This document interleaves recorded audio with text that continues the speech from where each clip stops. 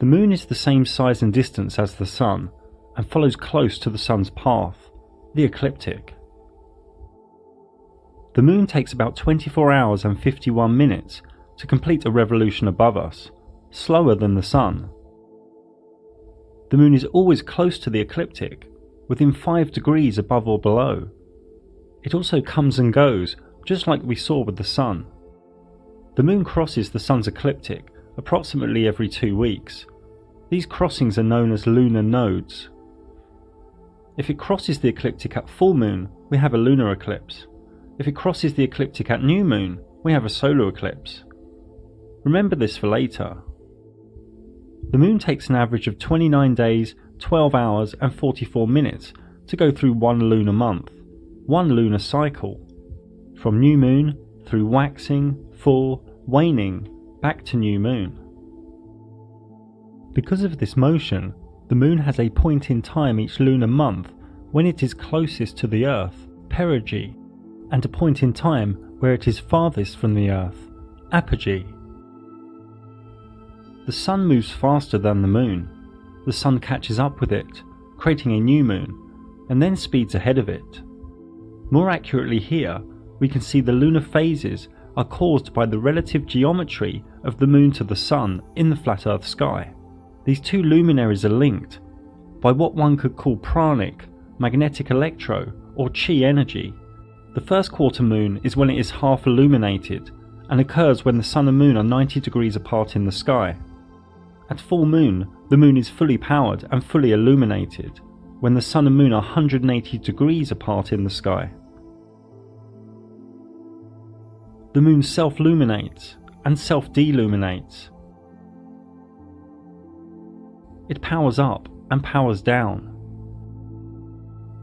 There is evidence to suggest this geometric relationship creates the tides in the oceans too, as salt water is ionized and can react to magnetic electro. Another way of talking about the motion of these luminaries is to say the Moon travels 14.5 degrees an hour and the Sun 15 degrees an hour. So the Moon loses 12 degrees a day on the Sun. People are okay that the Sun is self-luminating, so people should also be okay that the Moon is self-luminating too. A nice way to remember if the Moon is waxing or waning is if it is like a letter C or D. A cat goes, waning, and a dog comes, waxing.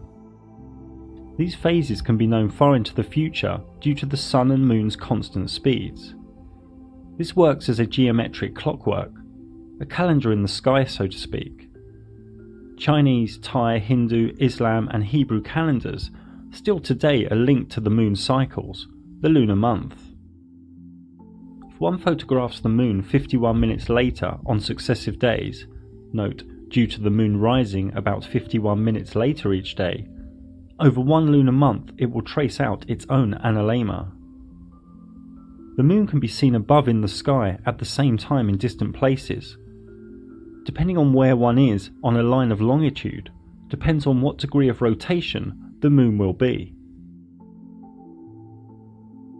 To a stationary observer, the Moon also appears to rotate as it moves from east to west in the sky.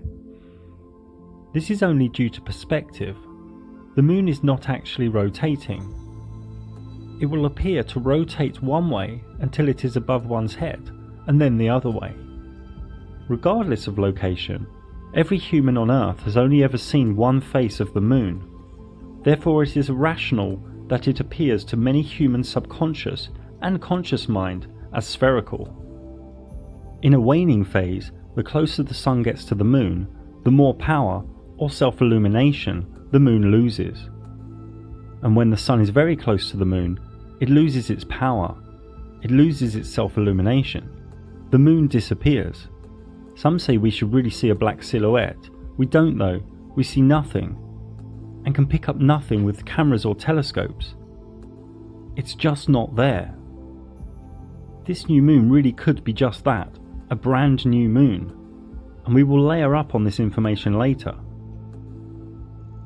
Then a few days after new moon, at the waxing crescent phase, one can see the slither become illuminated, and the moon starts gaining its power again.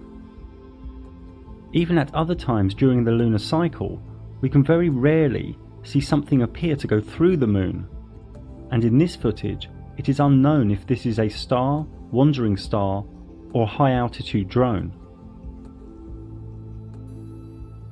At other times, the moon appears as though the blue sky is coming through the moon, but the moon is higher than the layer of blue sky. So is the moon semi-transparent here?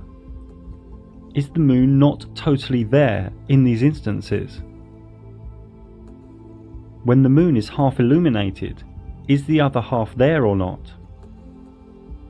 Again, the Luminaries Mysterium has not given us a clear and rational answer as yet.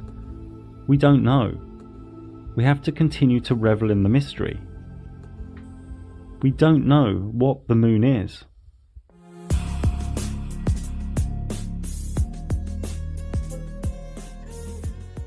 How much they get? How much money they get? Have you seen the movie Gravity? Okay.